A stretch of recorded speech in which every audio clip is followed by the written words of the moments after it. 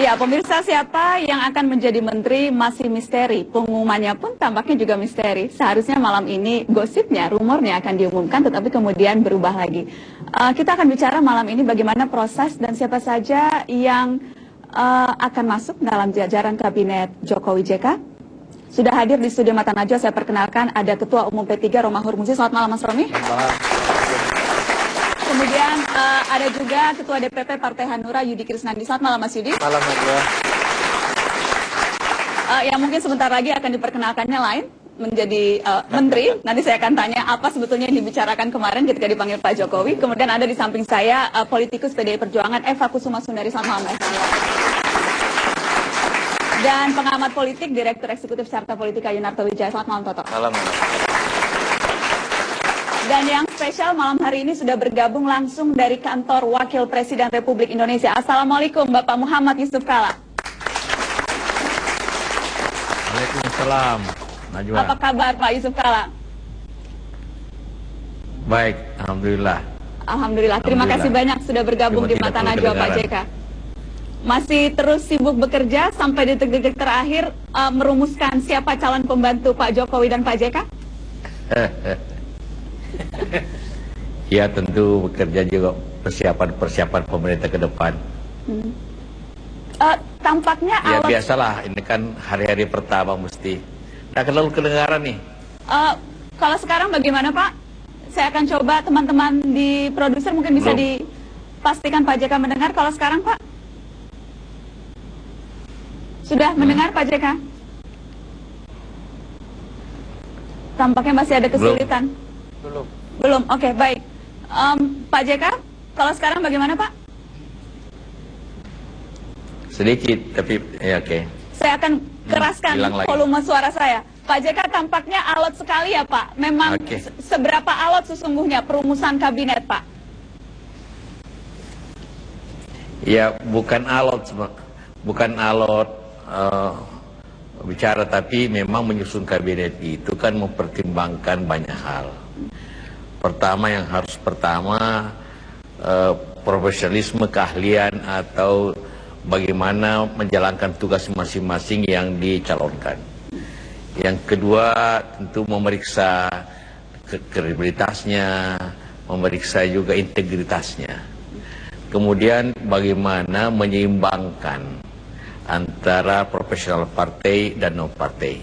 Jumlahnya kan sudah pernah dibicarakan 18 dengan 16. Semua diseimbangkan.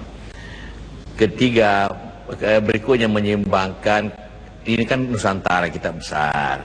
Bagaimana daerah-daerah itu juga bukan hanya terbagi dengan daerah-daerah yang tentu yang ada tokoh-tokoh yang mempunyai kemampuan. Ya, ketiga tentu juga dipertimbangkan masalah keseimbangan baik agama, gender dan juga kulturnya. Dan ini kan Kabinet Nusantara di samping Kabinet Kerja. Jadi semua itu harus disesuaikan, diharmoniskan. Memang masalahnya di situ kadang-kadang ada berkelebihan, ada yang kurang. Tapi yang paling pokok yang tidak bisa tidak harus punya keahliannya dan pengalamannya. Baik, Pak JK, seberapa jauh catatan dari KPK akhirnya harus membuat Anda dan Pak Jokowi mengubah susunan menteri? Ada tanda merah, ada tanda kuning, ya, itukah yang membuat kenapa akhirnya ditunda lagi pengumuman karena catatan KPK itu? Ya, tentu catatan KPK, rekomendasi KPK harus dipertimbangkan dengan serius, dan itu juga telah dipakai sebagai acuan karena memang sejak kampanye itu Pak Jokowi telah menjanjikan itu bahwa kabinet ini harus ahli dan bersih. Bersih itu ukurannya tentu harus diperiksa sebelum diangkat, bukan setelahnya. Karena itu kan lembaga yang baik untuk itu adalah KPK dan PTIK. Nah, memang karena waktunya sangat mepet, tentu setelah ada laporan itu, maka tentu ada pergeseran-pergeseran lagi yang tentu makan tempo 1-2 hari untuk menyesuaikannya. Tadi Pak Jokowi bilang ada 8 yang merah. Kalau yang kuning mungkin Pak JK bisa kasih nomor jumlahnya Pak. Yang kuning berapa? Saya tidak tahu karena yang ketemu dengan pimpinan KPK Pak Jokowi. Saya tidak ketemu hari ini. Tapi Juga di didiskusikan KPK. dengan Pak JK Saya tentunya, tidak tahu Pak. berapa merah, berapa kuning. Tapi itu didiskusikan dengan Pak JK pastinya, Pak. Ya, kita bicarakan secara bersama-sama. Pertimbangan dari ketua partai politik, saya spesifik misalnya pertimbangan dari Ketua Umum PDI Perjuangan Megawati Soekarno Putri, seberapa berpengaruh Pak Yusuf Kala? Oh iya, tentu karena kami didukung oleh partai politik, mewakili partai politik dalam pencalonan itu kan, maka tentu pertimbangan partai politik itu sangat penting, menjadi dasar daripada penyusunan itu sendiri. Jadi karena nanti kan di ujungnya nanti yang kalau ada apa-apa yang mendukung dan juga membela itu harus partai politik juga kalau terjadi di DPR kan. Karena itulah maka konsultasi dengan pimpinan partai politik itu harus dilakukan dan memang penting untuk itu. Karena apalagi partai politik juga mengusulkan calon-calon bagian daripada koalisi partai itu. Tapi apakah pertimbangan itu hanya untuk nama-nama yang memang diusulkan dari partai politik yang bersangkutan atau menyangkut keseluruhan kabinet, Pak JK? Ya tentu paling khusus nama diajukan. Tapi kan harus ada harmonisasinya. Harmonisasinya tentu harus juga minta pertimbangan daripada pimpinan partai. Namanya musyawarah. Kita kan mementingkan musyawarah supaya harmonisasi itu atau kepentingan bersama itu dan keahlian itu harus juga diketahui. Karena mungkin ada yang kita tidak tahu diketahui oleh pimpinan partai. Tapi semuanya kembali ke Joko Widodo dan Yusuf Kala. Ya pada akhirnya kan ke situ. Namanya saja kepresidenan kan kesatuan. Ya cuma satu membantu yang lain. Baik, Pak JK, kita akan break sebentar, Pak. Nanti setelah ini saya masih ada beberapa hal yang saya ingin konfirmasi langsung kepada Pak Yusuf Kala. Terima kasih Anda terus di Mata Najwa. Malam ini kita bicara soal menteri, siapa saja calon menteri, dan masih bersama kita Wakil Presiden Republik Indonesia Bapak Yusuf Kala. Pak JK, banyak yang sudah menunggu, Pak. Kapan persisnya akan diumumkan Kabinet Jokowi JK? Iya. Seperti saya katakan tadi, kan harus kita rampungkan bukan hanya nama, tapi keseimbangan dan harmoninya, tetap mengecek keahliannya dan backgroundnya. Tentu dibutuhkan 1-2 hari lagi lah, sehingga akan lebih mantap. Karena ini kan untuk bekerja 5 tahun ke depan, kan? 1-2 hari artinya Kamis atau Jumat, Pak? Saya kira minggu ini.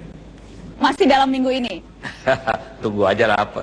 Nah, iyalah, sudah tidak sabar ingin tahu, Pak. Kalau begitu Pak JK, kalau waktunya pun masih rahasia. Minimal yang malam ini ada di Mata Najwa, Pak. Ada Mas Romi, Mas Yudi, Mbak Eva, 3 politisi. Namanya masuk tidak, Pak?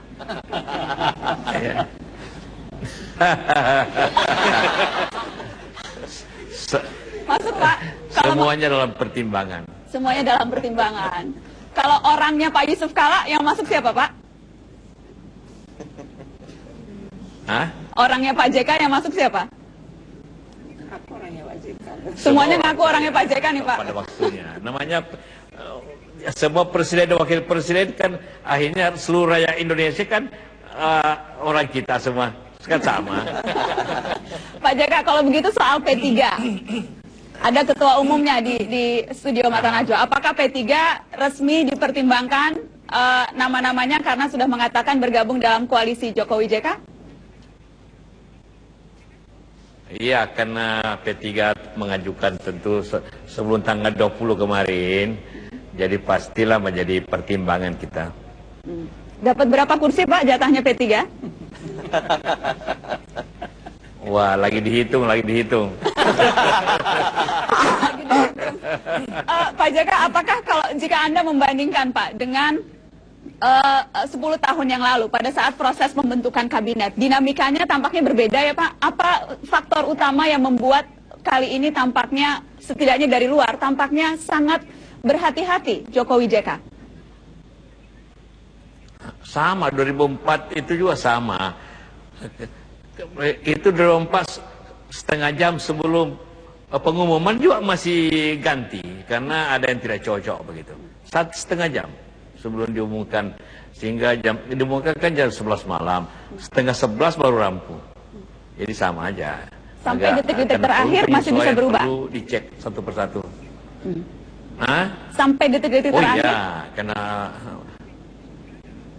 karena siapa tahu ada informasi yang datang belakangan bahwa ini lebih baik daripada ini atau gimana, itu memang atau tidak cocok atau kemudian dapat laporan dari berbagai pihak, tentu kita harus sesuaikan dengan itu. Pak JK, kalau nama-nama yang diajukan oleh partai politik, apakah itu banyak yang Anda tawar, Anda dan Pak Jokowi tawar, atau menerima menelan bulat-bulat apapun atau siapapun nama yang diajukan oleh partai-partai pendukung, Pak? Secara resmi, caranya adalah katakanlah suatu partai yang pantas mendapat kursi 3, kita minta double, calonnya 6. Jadi kita yang mengatur di mana cocoknya, yang tadi itu 3 orang, kalau 2 kita minta 4, supaya kita menyesuaikan apa itu kementerian yang sesuai. Oke, jadi selalu 2 kali lipat dari jumlah yang akan ditempatkan. Portofolionya pun yang menentukan bukan dari partai tapi dari Pak Jokowi dan Pak JK ya? Oh bukan, nanti semuanya ingin jadi Menteri SDM, bagaimana caranya? Nah, itu yang paling favorit ya Pak, SDM? semua contohnya. Kalau Menteri Keuangan semua gimana? Atau CDSM atau BUMN semuanya. Jadi portofolio itu semuanya tergantung keputusan dari Jokowi JK, tetapi nama-namanya yang kemudian diserahkan ke partai politik. Baik, saya ingin kasih kesempatan Mas Romi, Anda mau bicara dengan Pak JK? Atau Mas Yudi, Anda sudah sering bertemu jadi tidak usah Mas Yudi. Dari P3 saja. Ya, terakhir ketemu dengan Pak JK hari Minggu juga sebenarnya. Setiap hari kita ketemu sama Pak JK. Pak JK, selamat malam Pak JK. Pak JK, saya kira kami tentu mendoakan agar Pak Jokowi dan Pak JK dapat segera mengambil keputusan terhadap susunan kabinet yang ada, agar memang yang ditunggu oleh rakyat kita adalah kabinet kerja yang segera bertindak dalam sekian hari setelah pelantikan. Tentu dari P3 memberikan dukungan sepenuhnya terhadap proses-proses politik yang berkembang tanpa harus mengganggu hak prerogatif Presiden dan Wakil Presiden. Karena itu kita ikuti Pak JK secara seksama. Mas, boleh dibuka tidak nama-nama yang diajukan oleh P3? Ya, pada prinsipnya yang disampaikan oleh P3 sesuai dengan kompetensi yang diminta oleh Presiden dan Wakil Presiden. Dan sampai saat ini memang kita belum menerima kompetensi apa yang dimintakan oleh Presiden dan Wakil Presiden. Sebagaimana tadi disampaikan oleh Pak JK bahwa memang proses yang mengiringi pemilihan ini kan interaktif. Artinya kita tidak bisa kemudian kita menyodorkan nama, kemudian ternyata tidak cocok kompetensi atau portofolio yang diberikan begitu. Karena itu portofolio apa yang diberikan, maka kemudian akan kita sediakan kader-kader terbaik yang kita miliki. Oh, jadi sampai sekarang belum nih? Sampai sekarang belum ada portofolio apa yang disampaikan. Jangan-jangan nggak masuk ya Pak P3? Kok sampai sekarang belum Pak JK? Ya tentu entera juga sebabnya karena Robi ini telah masukkan nama, jadi terpaksa telat gitu kan semuanya. Gimana Pak JK? Masih harus menunggu? Iya, karena P3 ini ketuanya Romi telat kongresnya, jadi telat juga, akhirnya semua telat gara-gara itu. Baik. Mas Toto, saya minta Anda untuk juga menyampaikan sesuatu ke Pak JK. Apa ya, saya yakin Pak JK mukanya udah mumet juga gitu soalnya sebenarnya. Tapi begini Pak JK, mungkin kita tahu ada budaya baru, ada terobosan ketika ada transparansi dilempar ke KPK dan PPATK. Ada kepercayaan publik yang lebih besar lah, walaupun harus berkorban dengan waktu yang lebih lama. Yang sering dipertanyakan apakah transparansi ini hanya berhenti pada level pemilihan, atau misalnya orang sering mengatakan kalau dulu ya UKP 4 katanya kerjanya memberikan rapor. Tetapi kemudian raportnya cuma dipegang oleh Pak Presiden saja.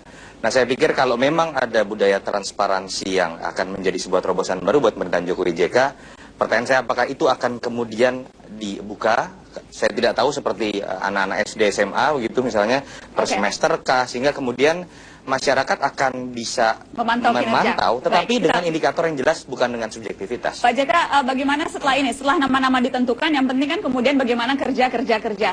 Sistem kerja sekaligus juga sistem penilaian akan seperti apa, Pak? Ya, begini, tentu penilaian yang paling penting kan hasilnya ya, dicapai dan proses dan hasil. Kalau seperti sekolah, yang memberikan rapor kan kepala sekolah, bukan bagian administrasi sekolah. Jadi kalau UP3K itu kan bagian administrasi. Masa yang memberikan rapor? Yang memberikan rapor itu kepala sekolah. Jadi presiden yang menilai, bukan instansi di luar presiden. Jadi dalam bayangan Pak Yusuf Kalla nanti, itu akan penilaian itu minimal bisa diketahui oleh publik atau tidak, Pak JK? Atau itu memang betul-betul hanya menteri yang bersangkutan dan Jokowi JK yang tahu? Oh ya, tentu kan sangat mudah. Dilihat hasilnya, targetnya, schedule-nya dicapai tidak. Atau ada pertumbuhan yang bagus tidak. Itulah kan mudah rapornya di situ. Tapi tidak dinilai hanya sekedar administratif. Dan yang harus menilai itu atasan. Dalam hal ini Jokowi JK. Baik, Pak, saya masih mau coba tanya sekali. Setiap hari. Tidak bisa setiap hari, tapi akan ada secara berkala. Pak, karena saya masih penasaran, saya mau tanya walaupun berulang, dan saya berharap Bapak bisa menjawab. Jadi kapan Pak JK diumumkan menterinya, Pak? 1-2 hari. Nanti pasti Anda diundang, pasti Anda diundang, pasti. Tunggu aja undangannya. Kita tunggu sama-sama, Pak. Terima kasih banyak Bapak Muhammad Yusuf Kalla, Wakil Presiden Republik Indonesia. Terima kasih banyak, Pak JK. Terima kasih. Anda masih di Mata Najwa. Jokowi pilih menteri yang jelas. Pemirsa, salah seorang yang duduk di meja Mata Najwa malam ini kemarin sudah dipanggil oleh Pak Jokowi ke istana, Mas Yudi Krisnandi. Saya ingin tanya, ceritanya seperti apa Mas Yudi dipanggil ke istana? Dari awal dulu, yang menghubungi Anda siapa dan dibilangnya apa, sampai di dalam ngomong apa? Tolong buka-bukaan. Ketemu Pak Jokowi tidak diinterogasi, ketemu Najwa di fit and proper test. Mau tahu ceritanya. Yang telepon siapa, Mas, untuk datang? Pagi-pagi itu saya mau ngajar, mau ke kampus. Ditelepon oleh Mas Hasto, dihubungi. Mas Yudi, kalau bisa hari ini jangan jauh-jauh dari Jakarta. Enggak, saya bilang, saya paling jauh di Pasar Minggu, di sekitar istana, katanya. Barangkali sewaktu-waktu dipanggil oleh Pak Presiden, ya saya ikut kan. Saya menunggu di kantor DPP Partai Hanura, kan tidak jauh dari istana. Kira-kira pukul 1:04 ditelepon kembali oleh Mas Andi Wijayanto, diminta untuk segera datang ke Istana Merdeka. Tidak dijelaskan maksudnya apa, hanya suruh datang begitu ya? Ya, dipanggil Bapak Presiden. Anda udah deg-degan tuh waktu itu? Enggak, biasa aja. Karena sudah tahu ya? Karena apakah memang karena nama Anda sudah resmi diajukan oleh Partai Hanura? Partai Hanura sudah menyampaikan nama-nama calon menteri kabinet yang diminta oleh Bapak Presiden dan Wakil Presiden tanggal 11 September. Jadi yang pertama sudah cukup lama. Dan disampaikan langsung oleh Pak Wiranto kepada Pak Jokowi dan Pak Yusuf Kalla. Ada berapa nama yang diajukan waktu itu? Saya tidak tahu persis berapa ya, karena suratnya tertutup. Yang menyampaikan Pak Wiranto langsung, yang pasti mungkin lebih dari 5 nama ya. Lebih dari 5 nama. Tetapi sampai malam ini paling tidak baru Anda dari Partai Hanura yang dipanggil ke sana. Ya, dan yang bertemu Pak Jokowi. Yang bertemu Pak Jokowi. Dipanggil ya, baru saya. Kalau Ketua Umum Pak Wiranto ya sering bertemu Pak Jokowi. Oke. Apakah itu artinya Pak Wiranto juga masuk dalam calon menteri atau pembicaraan yang lain biasanya? Tanyanya ke Pak Jokowi. Kalau gitu saya tanya ke Anda, ketika ngomong dengan Pak Jokowi apa saja yang dibicarakan, Mas? Waktu saya ketemu dengan Presiden, itu saya pikir beliau akan menanyakan hal-hal yang terkait dengan isu-isu yang berkembang seputar spekulasi nama-nama calon menteri dan posisi di kabinetnya. Ternyata begitu masuk ke dalam, Pak Presiden dengan santai ngajak ngobrol. bagaimana di Bandung, bagaimana Jawa Barat, karena kebetulan saya kan berasal dari Jawa Barat, dari Bandung, masih mundar-mandir ke sana, masih. Gimana kabarnya keluarga? Ditanya keluarga, ditanya jadi percakapan. Iya, ngobrol yang santai. Baru kemudian beliau masuk. Ini bagaimana ya mengenai pengembangan wilayah-wilayah kita. Beliau memiliki pandangan-pandangan bahwa masalah-masalah pembangunan itu katakanlah kekurangan ataupun ketimpangan tidak hanya di luar Jawa, tetapi di daerah-daerah yang dekat dari ibu kota pun masih banyak yang harus perlu diperhatikan. Lalu terlibatlah kami dalam pembicaraan tentang hal-hal yang berkaitan dengan masalah-masalah pembangunan nasional. Beliau sangat concern kepada masalah-masalah pendidikan, masalah kesehatan, lalu kemudian kesejahteraan, masalah ketimpangan, dan banyak hal yang beliau sampaikan menjadi pandangan beliau. Jadi saya pada saat datang itu sudah siap membawa agenda. Sementara kalau membawa CV juga nggak? Enggak. Kan sudah duluan. Makanya dipanggil ya. Oke. Anda memaknainya pembicaraan itu mengarah ke portofolio, mengarah ke meminta Anda membantu di kabinet tentunya, dan ke portofolio tertentu tidak, Mas? Saya justru jadi bingung dengan pembicaraan yang begitu spektrumnya sangat luas tersebut. Saya tidak tahu arahnya ke portofolio yang mana. Ya, karena beliau berbicara misalnya bagaimana masalah birokrasi. Bagaimana setiap birokrat di semua tingkatan itu bisa menjadi pelayan masyarakat yang baik. Jadi akhirnya saya banyak mencatat pandangan-pandangan beliau. Lalu mengajak diskusi tentang demokrasi, tentang kampanye pemilu yang damai, tentang proses pelantikan yang cukup baik. Lalu masuk juga ke dalam masalah-masalah perencanaan pembangunan ke depan yang harus berbasis pada masyarakat. Jadi sangat luas. Jadi dan Anda juga tidak enak ya. Jadi saya menteri apa nih Pak? Anda juga tidak enak nanya gitu, Mas. Kan ya, itu depan saja. Bukan hanya tidak enak, nggak berani lagi. Nggak berani ya. Oke, baik. Nanti saya minta tanggapan karena yang disebut-sebut calon menteri juga duduk di samping saya, Eva Kusuma Sundari, Mbak Eva, politikus PDI Perjuangan.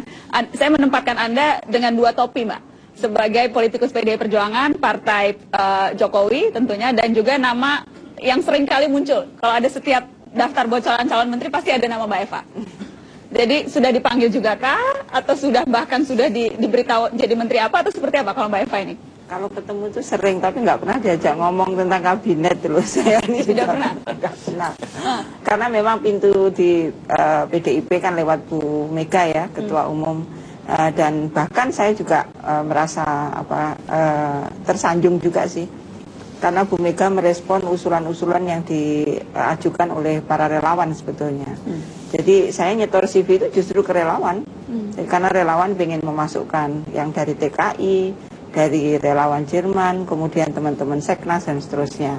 Ada minta CV karena mau mengusulkan begitu, dan Bu Mega tampaknya merespon itu, jadi kemudian kapitalisasi ke dalam PDI Perjuangan begitu. Jadi saya secara resmi tidak pernah belum dipanggil Bu Mega lalu bicara misalkan ini namamu ke sana, itu belum. Tapi apakah mekanisme itu sudah dilakukan di internal PDI Perjuangan atau memang proses di PDI Perjuangannya juga belum selesai, jangan-jangan? Prosesnya sudah, saya hanya mendengarkan bahwa Bu Mega menyetor 10 nama ya waktu itu, 10 nama, dan di-endorse oleh Bu Mega, tanda tangan sendiri, karena memang jalur dari parpol bahwa endorser harus ketua umum langsung masing-masing. 10 nama siapa saja Mbak Eva? Dibagi dong. Nggak berani ngomong aku. Yang satu Eva Kusuma Sundari, terus yang kedua Mas Pram kali. Pramono Anung, yang ketiga? Dan ada Mbak Rini yang saya dengar akhirnya di media muncul kan itu.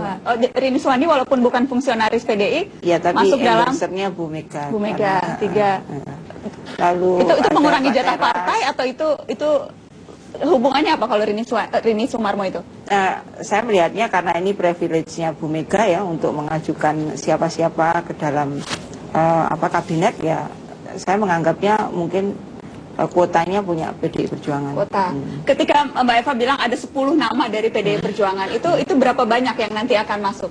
Kalau tadi kan kata Pak JK kalau ada dari partai 2 kalinya, berarti apakah memang jatah PDI 5? Saya nggak tahu, mungkin perkembangannya saya dengernya 6. Akhirnya ada nama-nama baru yang muncul juga selain yang 10 tadi.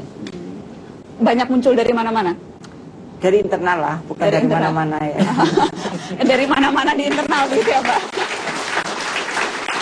Mas Toto, kalau penilaian Anda terhadap PDI Perjuangan, karena partai pengusung pasti jatahnya paling banyak dong. 6 dan Anda melihatnya bagaimana PDI Perjuangan? Internal partainya juga sedang seperti apa? Ya, pertama secara lebih luas ini kan mengkonfirmasi memang ada jatah, memang ada kafling ya, karena ternyata bisa disebutkan ada 6, ada 3, ada 2 begitu kan.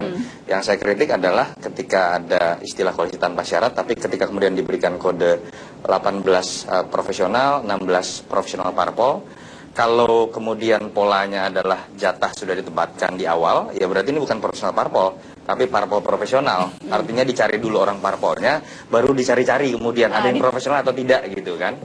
Tetapi ini tidak masalah. Saya ingin mengatakan begini, tidak mungkin tidak ada kompromi dalam pembentukan kabinet, apalagi dalam politik.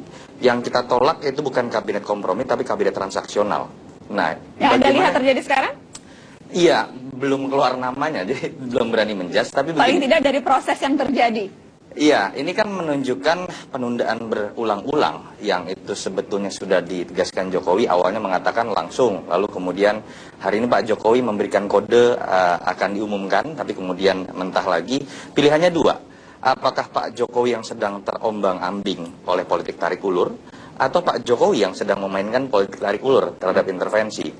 Kalau kita lihat indikator dan ingin berpikir positif, ketika ada indikator yang sifatnya objektif dan netral bernama PPATK dan KPK, dan seketika itu kemudian diundur, saya harus mengatakan kita harus berpikir positif. Pak Jokowi yang sepertinya sedang memainkan politik tarik ulur, jadi yang sedang pusing kepala saat ini mungkin bukan Pak Jokowi JK, para ketua umum partai, mungkin loh Mas Romi. Bagaimana Mas Romi? Anda membacanya? Bukan soal pusing-memusingkan ya. Karena pada dasarnya kan kita ingin menghadirkan satu pemerintahan yang kuat dan bersih begitu. Karena problem kita dewasa ini yang menjadikan Indonesia itu di mata radar investasi dunia tidak terlalu bagus kan persoalan itu begitu. Tidak ada clean governance di Indonesia. Karena itu kalau kemudian niat baik Presiden untuk menyampaikan ini melalui PPATK dan KPK itu terlaksana, maka kita harus mendukung sepenuhnya. Dan bagi kita di partai politik sekali lagi bahwa kita tidak ingin membebani dan menyandra ruang politik Presiden untuk kemudian terikat pada apa yang kita ajukan. Karena itu bagi P3 sendiri, kita akan menunggu proses apa yang tadi dikatakan kita cukup terlambat begitu ya, meskipun sebelum tanggal 20, tetapi kita menunggu kompetensi apa sebenarnya, portofolio apa yang sebenarnya akan diberikan kepada P3 yang memang dalam pertemuan dengan Pak Jokowi pekan lalu kami disampaikan bahwa justru P3 lah yang sebenarnya terucap langsung secara terbuka sudah pasti ada di kabinet begitu. Hanya Pak Jokowi yang bilang gitu ya, P3 sudah pasti ada di kabinet. Betul. Jadi Anda sudah tenang, Mas? Bukan soal tenang atau tidak tenang gitu. Tapi soal bagaimana kita mencoba untuk memberikan yang terbaik sesuai dengan apa yang dibutuhkan Presiden untuk membawakan bangsa ini lebih baik ke depan. Mas Yudi, posisi Anda politisi dari Partai Hanura, tadi Pak Jokowi katakan tidak akan berusaha, bukan partai politik yang akan berusaha dipuaskan. Itu membuat Anda sebagai politisi merasa, wah seharusnya kan kami dong partai pendukung yang harus kemudian menjadi pertimbangan utama dari Presiden? Enggak juga. Tidak seperti itu? Kan proses dukungan yang diberikan oleh partai-partai politik, khususnya misalnya Hanura ya, karena Hanura ini kan menopang calon presiden yang dicalonkan oleh partai PDIP Perjuangan yang menjadi pemimpin koalisi. Dan pada saat kami memberikan dukungan itu, ketua umum kami datang pada Ibu Mega, itu kan tanpa syarat sama sekali. Jadi tidak ada syarat posisi menteri kah atau konsesi-konsesi apa. Jadi sepenuhnya karena kesamaan ide perjuangan. Ada sebuah konsekuensi politis pada saat calon presiden Pak Jokowi ini terpilih menjadi presiden. Apapun yang diputuskan oleh Pak Jokowi yang dianggap baik untuk kepentingan bangsa dan negara, kita harus legowo. Namun kita juga bersyukur ternyata Pak Jokowi mengajak partai-partai politik termasuk Hanura untuk mengusulkan nama-nama di dalam kabinetnya. Itu kita sambut, kita sampaikan. Nah, tugas dari partai politik sampai di situ. Nah, Pak Jokowi memutuskan siapa berapa banyak untuk posisi apa, apapun yang diputuskan kita hormati. Oke, ketika tadi Mbak Eva mengatakan ada hitungan, ada 6 dan sebagainya, itu hitung-hitungan matematisnya sebetulnya dari mana, Mbak? Sebetulnya itu muncul setelah Pilpres malahan. Di awal tidak ada pembicaraan seperti itu. Buktinya teman-teman PKB itu kapan ketemu, aduh Pak, ini sebetulnya dapat berapa ya kita ini? Itu terus-menerus ditanyain. Perempuannya ada enggak ya Pak? Gitu. Ya saya bilang, aduh aku nggak tahu aku Mbak, seperti itu. Jadi memang nggak nyaman pasti teman-teman pengusung yang sudah terbiasa atau dibandingkan dengan Pak Prabowo misalkan ya. Silakan gabung nanti menjadi menteri senior misalkan. Itu kan di awal. Kalau di Pak Jokowi ini enggak, di akhir tiba-tiba asas keadilan deh yang tiketnya paling gede ya diberi paling banyak gitu. Jadi hitungan matematis perolehan kursi di parlemen itu full Pak Jokowi yang menentukan, bukan kita. Kita oh ternyata kita dapat sekian tuh gitu. Itu setelah perhelatan selesai, bukan di awal. Jadi saya memaknai transaksinya itu di situ bedanya, bahwa ini sebagai keadilan, reward lah, kemudian kita diajak untuk membentuk kabinet secara bersama-sama. Kalau kemudian misalnya hitungan matematisnya berasal dari perolehan kursi, berarti PDI Perjuangan yang memperoleh kursi terbesar berarti maksimal 6. Lagi-lagi hitungannya seperti itu? Aku nggak ngerti hitungannya itu Pak Jokowi itu. Baik, tidak mengerti, tapi yang jelas nama sudah ya, diajukan. Proporsional tampaknya ya. Okay. Bahwa yang terbesar ya kursi banyak, kemudian mengecil. Kalau orang-orang yang bermasalah tetap dipaksakan jadi menteri oleh pemerintahan Jokowi JK, maka itu kita bisa pastikan ini akan merusak pemerintahan. Satu. Kemudian yang kedua, kita bisa pastikan bahwa pemerintahan yang bersih yang mau dibangun Jokowi JK itu hanya lip service. Dan yang keempat, kalau orang-orang ini dipaksakan, maka ada kemungkinan orang-orang ini mungkin cuma menjabat 2-3 bulan dan kemudian langsung diambil oleh KPK.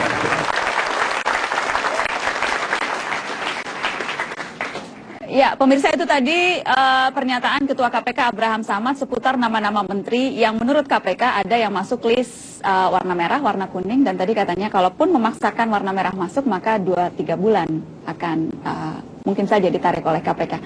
Bagaimana Anda menafsirkan pernyataan ini? Saya mau ke para politisi dulu, Mbak Eva. Saya pikir begini, resiko bagi Pak Jokowi yang sejak awal bicara bahwa harusnya pemerintahan yang akan datang adalah bersih, integritas, dan bahkan 5 syarat diungkapkan oleh beliau sebelum Pilpres. Ini kabinet saya seperti ini. Nah kemudian ketika akhirnya sekarang masyarakat melihat dan ketika pelibatan KPK dan PPATK yang siapa lagi yang punya otoritas dan legitimasi lembaga yang bisa untuk ngecek integritas, kan hanya 2 ini lembaga ini. Ketika tadi mendengar Ketua KPK dengan gaya seperti itu membuat Anda seperti apa? Seolah-olah jadi mewanti-wanti, awas loh kalau diangkat mungkin ditangkap oleh KPK. Ya seharusnya nggak sampai ngomong tentang sesuatu yang di luar porsinya lah. Jangan sampai itu kemudian tadi saya pikir juga begitu ya. Dalam waktu 3 bulan kan ini aneh sekali begitu. Jadi menurut saya bolehlah warning, dan juga KPK juga butuh pemerintahan itu bersih untuk mendukung misi KPK kan sebetulnya. Jadi nggak perlulah dengan ngancam-ngancam begitu. Anda menangkapnya itu juga ancaman, Mas Yudi? Saya melihat dari kacamata yang positif saja ya. Itu kan gayanya Bang Abraham Samad. Memang gayanya begitu. Yang kita tangkap kan message-nya bahwa KPK memiliki concern untuk menyuarakan aspirasi masyarakat, bahwa pemerintahan ke depan Pak Jokowi ini harus clear and clean, bersih dan berwibawa, yang dicerminkan oleh keberadaan menteri-menterinya di kabinet nanti. Dan KPK memberikan bantuan itu, memberikan rekomendasi-rekomendasi terhadap nama-nama yang sudah disodorkan oleh Pak Jokowi sendiri. Adapun kemudian Bung Abraham Samad mengatakan nanti kalau begini akan ada begini, akan begini-begini, kita tangkap message-nya saja sebagai sesuatu yang baik untuk menyelamatkan pemerintahan itu sendiri dan juga merespon kehendak rakyat bahwa pemerintahan ini harus berintegritas dan bersih. Kalau soal gaya, kalau kita kenal yang bersangkutan mungkin kita bisa maklum. Mungkin banyak yang nggak kenal, jadi memang gayanya begitu, biasa-biasa aja. Jadi bukan diterjemahkan sebagai ancaman? Ancaman? Enggak. Ancaman buat Anda, Mas Romi? Saya kira bukan ancaman ya, tetapi ini kan sebuah peringatan kepada siapapun pemerintahan yang telah menjanjikan akan kedepannya bersih. Inilah resiko yang akan dilalui begitu, sehingga memang ini penting di dalam mengkontestasikan terhadap kabinet sebelumnya yang memang di ujung atau di hampir penghujung proses kabinet itu timbul banyak persoalan. Artinya ketika di awal itu sudah dimulai bersih, maka harapannya selama berjalan ini akan terkawal. Dengan demikian terciptanya pemerintahan yang bersih dan berwibawa. Kita ingat pada masa Orde Baru ada semboyan itu begitu. Benar-benar bukan hanya sekedar lip service, tapi memang sudah dimulai sejak awalnya. Karena kalau kemudian dari sisi kabinetnya sendiri dimulai dengan awal yang tidak terlalu baik begitu, maka akan kesulitan bagi pemerintahan, terutama Pak Jokowi sebagai kepala pemerintahan, untuk memastikan anggota-anggota kabinetnya sendiri bisa bersih sepanjang 5 tahun ke depan. Oke, ini politisi-politisi yang memang dari koalisi Indonesia Hebat. Apa komentar politisi dari Koalisi Merah Putih? Kita ada cuplikan pernyataan dari Wakil Ketua DPR Fadlizon berikut ini. Yang berkuasa ini siapa pertanyaannya? Presiden atau KPK? Karena KPK sudah menurut saya memberikan juga satu penilaian, judgement, dan bahkan seleksi. Yang paling penting itu hal-hal yang mendasar, kita harus sesuaikan dengan undang-undang. Dan dalam hal untuk pemilihan menteri adalah hak prerogatif presiden. Dan memang presiden berhak untuk mencari tahu latar belakang. Namun tidak harus semua itu melalui itu. Saya kira ada mekanisme, misalnya DPR ya harus dari rakyat gitu ya. Kalau dia terlibat korupsi ya tangkap aja, susah amat gitu ya. Menurut saya ini adalah langkah yang cerdas dari Pak Jokowi dalam rangka untuk tidak menggunakan tangannya sendiri untuk menyisihkan beberapa orang, beberapa figur yang sudah kadung dekat dengan beliau dan kadung santer diisukan menjadi menteri. Tapi sesungguhnya beliau juga tahu bahwa orang-orang tersebut mempunyai permasalahan, khususnya permasalahan hukum. Baik, apakah ini mengurangi hak prerogatif atau jangan-jangan ini cara Pak Jokowi untuk menggunakan tangan orang lain untuk memastikan orang-orang yang sebetulnya tidak diinginkan masuk dalam kabinet? Nanti saya akan tanyakan ke narasumber yang ada. Ada yang menilai, tadi Tantowi Yahya dari Golkar menilai ini tidak mau menggunakan tangannya sendiri untuk menyingkirkan berbagai figur yang terlanjur dekat dan santer diisukan jadi menteri. Mbak Eva, Pak Jokowi tidak berani bilang, jadi minta KPK yang bilang? Bukan, dia memasang kriteria bersih integritas itu sejak awal sebelum ada nama-nama. Jadi itu konsistensi metode dia untuk memastikan bahwa misi dia untuk membangun pemerintahan yang bersih itu dilengkapi dengan metode yang sesuai. Jadi anonymous lah gitu ya. Jadi tidak ada target terhadap orang tertentu, itu konsekuensi dari metode saya pikir. Jadi pembacaan tadi salah atau ada benarnya? Ini kan yang bicara pastinya PDI Perjuangan. Sebetulnya kalau saya melihat Mas Tantowi jarang-jarang memuji Pak Jokowi. Saya melihat itu sebagai pujian. Dan baru pertama kali dalam 6 bulan terakhir saya setuju dengan Fadlizon kalau tadi berkaitan Pak Bram Samad gitu ya. Tapi ketika berkaitan dengan katakanlah memang menggunakan tangan KPK dengan PPATK, itu sah-sah saja. Seorang pemimpin memang harus membangun sebuah sistem, bukan like or dislike secara pribadi berdasarkan chemistry atau menganggap orang ini sepertinya korup, orang ini sepertinya bersih atau tidak. Dia gunakan sistem yang memang ada, punya otoritas untuk menolak orang-orang tersebut. Saya setuju diistilahkan metode, saya malah menggunakan istilah sistem. Artinya Pak Jokowi kompromistis, tetapi bagaimana aspek kualitatif dalam kompromi itu tidak kemudian dihilangkan. Ada orang-orang luar, ada sistem yang kemudian digunakan tanpa kemudian membuat suasana jadi konfliktual. Dan ini menurut saya pilihan yang sangat cerdas. Tapi jangan-jangan sudah ada konflik tuh di internal beberapa partai. Iya, itu yang saya tadi katakan yang politik nggak ada konflik. Yang sudah dibenarkan oleh Mbak Eva, memang sudah ada konflik. Itu orang-orang partai sebenarnya hadir. Dan hasil KPK ini menimbulkan konflik di PDI Perjuangan, Mbak Eva? Ya pastilah, bukan apa kan perencanaan tidak sesuai dengan pelaksanaan, ya pasti konflik gitu. Cuman kemudian bagaimana secara cerdas mengelola, itulah pemimpin. Apakah ini artinya berarti nama-nama merah itu nama-nama yang diajukan PDI? Ada juga kayaknya. Ada juga. Oke. Mau bicara jujur Mbak Eva. Mas Yudi, Anda melihatnya bagaimana? Yang disampaikan Mas Tantowi tadi menurut saya bukan pujian ya. Itu lebih kepada praduga ya. Praduga yang tidak begitu positif.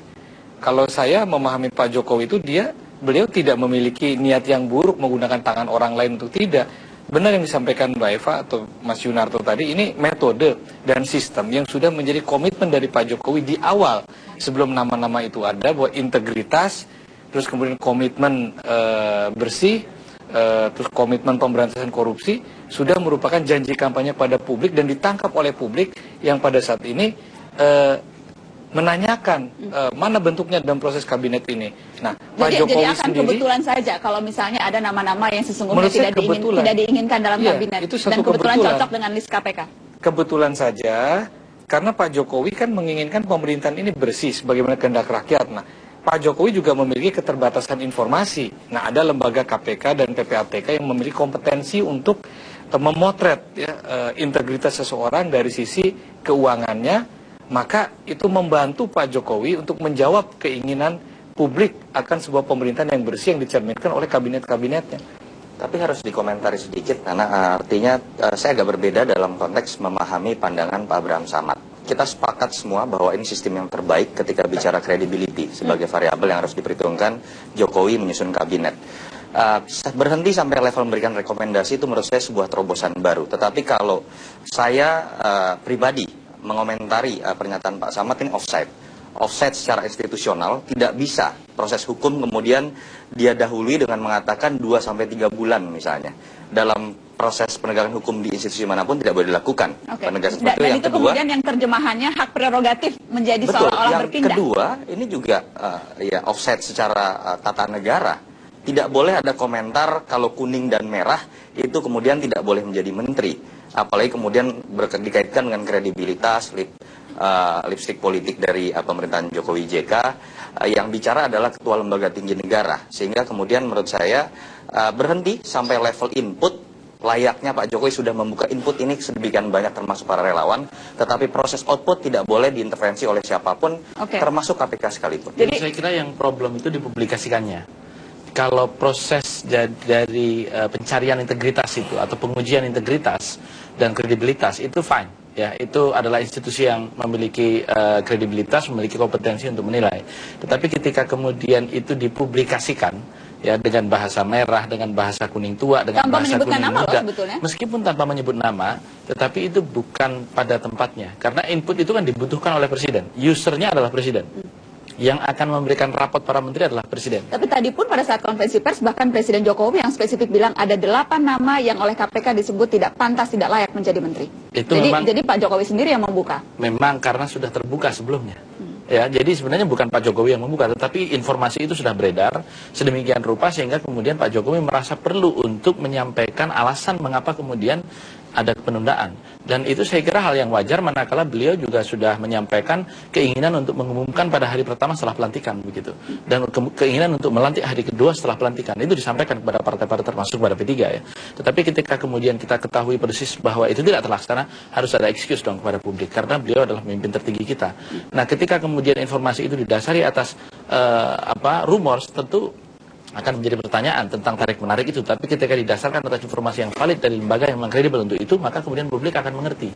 Nah, salahnya adalah dari pertama kenapa itu kemudian terbuka. Ketika itu disodorkan kepada presiden dan presiden menggunakan ini, dia cukup mengatakan kepada partai-partai politik atau kepada profesional yang telah terseleksi, nama Anda tidak masuk karena begini.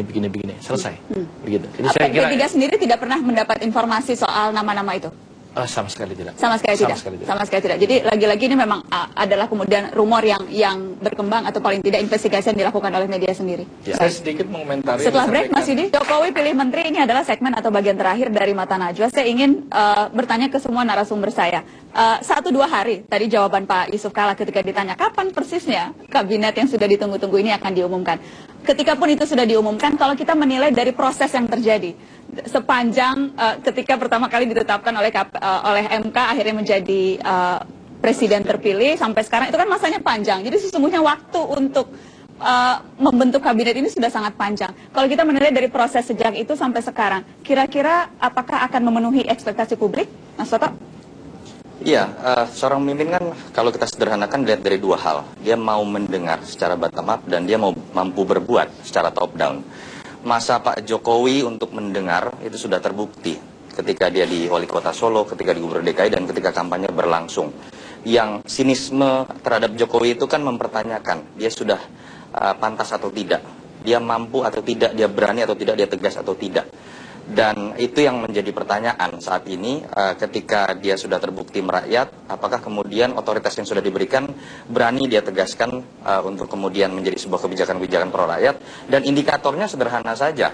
Dalam masa hari-hari pertama akan terlihat apakah dia berhasil membentuk tim yang betul-betul memiliki karakter sama, memiliki satu visi misi sama, walaupun harus melawan tekanan-tekanan publik, dan membuktikan bahwa dia bukan presiden partai tertentu, dia bukan presiden dari koalisi tertentu, tapi dia presiden oleh rakyat.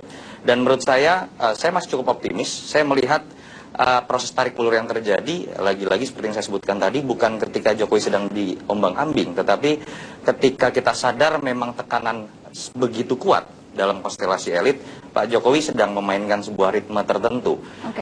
Yang saya pikir Pak Jokowi sadar, kalau kemudian ujungnya nama-nama dikeluarkan anti klimaks, saya pikir kredibilitasnya akan hancur seketika. Kalau anti klimaks. Ya. Tapi kalau begitu bagaimana membaca anti klimaks? Yang calon menteri paling akhir saja, Mbak Eva. Ukurannya apa nih? Kalau dari Anda pribadi, ukuran bahwa oke, ini memang kabinet yang dulu dijanjikan. Menurut Anda? Enggak, ini kan masalah personality ya, personality dan track record dari masing-masing anggota kabinet kelak. Dan bukan hanya masalah kompetensi pribadi, tetapi juga mampukah seseorang calon menteri, Mas Yudi misalkan nanti, memang jago karate. Tapi yang dipimpin kan mentransformasi lembaga yang akan dipimpin untuk kemudian mampu memberikan pelayanan secara akuntabel, transparan, dan juga tidak ada korupsinya. Jadi memilih figur di sini penting banget, bukan hanya masalah profesionalitas pribadi, tapi dia harus mentransformasi lembaga. Dan seperti yang di DKI kan, kemudian menciptakan e-budgeting, e-purchasing, tender procurement dan seterusnya. Nah, dia mencari figur-figur progresif yang inisiator dan juga inovatif seperti ini. Jadi kalau hati-hati dan mungkin takes time ya, kita harus sabar. Dan memang ciri Pak Jokowi sejak awal itu kan partisipatoris ya. Dan kalau partisipatoris artinya ya kualitas demokrasi itu sedang dinaikin sama dia. Dan itu saya pikir kita harus sabar. Memang agak makan waktu dan painful ya, tapi berkualitas. Tapi itu yang Anda harapkan? Aku nggak kampanye. Tidak apa-apa kampanye, masih ada waktu Pak Jokowi untuk mendengarkan Eva Kusuma Sundari. Mas Romi, apa ukurannya? Singkat saja. Ukurannya tentu profesionalitas, integritas, dan akseptabilitas. Profesionalitas akan diukur langsung oleh Presiden pada saat dia menerima CV, kemudian membacakan pengalaman yang dimiliki oleh calon. Kemudian kalau akseptabilitas, kita lihat respon pasca pengumuman. Dia akan dilihat apakah memenuhi ekspektasi atau tidak. Nah, integritas ini yang sedang dipertontonkan hari ini. Dan tapi saya apakah kira ekspektasi partai dan ekspektasi publik sama? Belum tentu sama. Belum tentu kan? Partai tentu akan berusaha memberikan yang terbaik sesuai dengan 3 pertimbangan tadi, profesionalitas, integritas, dan akseptabilitas. Tetapi lagi-lagi penilaian itu kan milik publik. Partai politik hanya bisa menyajikan apa yang terbaik gitu. Baik, Mas Yudi, singkat saja. Tidak semua kandidat-kandidat menteri yang disampaikan kepada presiden dan wakil presiden itu kan dikenal sepenuhnya oleh presiden. Mungkin kalau yang setiap hari selama berbulan-bulan seperti Mbak Eva ini ikut kampanye Pak Jokowi, beliau sangat mengenal. Tetapi ketika yang direkomendasikan oleh partai politik atau kan melalui rekomendasi-rekomendasi dari kalangan profesional lain, Presiden juga kan membutuhkan informasi-informasi baru untuk menggali integritasnya, latar belakang dan sebagainya. Oleh karena itu, pelibatan instansi lain seperti KPK dan PPATK itu dibutuhkan sebagai bagian daripada transparansi dan juga bagian daripada memenuhi janji kampanyenya. Jadi saya rasa Pak Jokowi sudah sangat bijak ya, sangat terbuka dan demokratis. Ini calon menteri ngomongnya harus gitu. Sudah cocok. Terima kasih sudah hadir Mas Yudi, Mas Romi terima kasih, Mbak Eva, dan Mas Toto terima kasih.